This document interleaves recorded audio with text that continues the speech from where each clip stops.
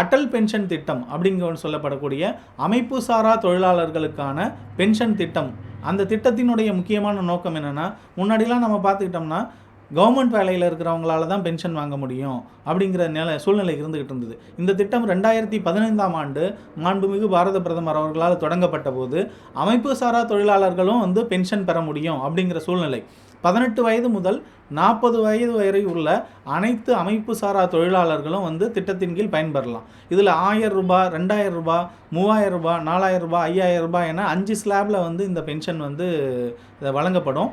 அதில் என்னென்னா 42 ரூபாய் ப்ரீமியத்துலேருந்து 1500 ரூபாய், 1600 ரூபாய் ப்ரீமியம் வரையும் அவங்க எத்தனை வயசில் இருக்காங்க, 18லேருந்து 40 வயசுக்குள்ளே எந்த வயசில் இருக்கிறாங்க, அது மாதிரி 1000 ரூபாயிலேருந்து 5000 ரூபாய்க்குள்ளே எந்த பென்ஷன் அவங்க சூஸ் பண்ணுறாங்க அப்படிங்கிறத பொறுத்து அவங்க ப்ரீமியம் தொகை மாறும். இந்த திட்டமும் ஒரு முக்கியமான திட்டம். எல்லா தரப்பினரும் பென்ஷன் பெற வேண்டும், ஓய்வூதியம் பெற வேண்டும் அப்படிங்கிற நோக்கத்தோடு தொடங்கப்பட்ட திட்டம். இப்போ நம்ம பார்த்ததுலேயே வங்கி சேவைகளை பெறுறதுக்கு, அடிப்படை வங்கி சேவைகளை பெறுவதற்கு பிரதம மந்திரி ஜன்தன் யோஜனா இருக்குது. அதுக்கப்புறம் ஆயுள் காப்பீடு, விபத்து காப்பீடு, இது ரெண்டையும் பெறுறதுக்கு பிரதம மந்திரி ஜீவன் ஜோதி பீமா யோஜனா, பிரதம மந்திரி சுரக்ஷா பீமா யோஜனா அப்படிங்கிற திட்டங்கள் இருக்குது.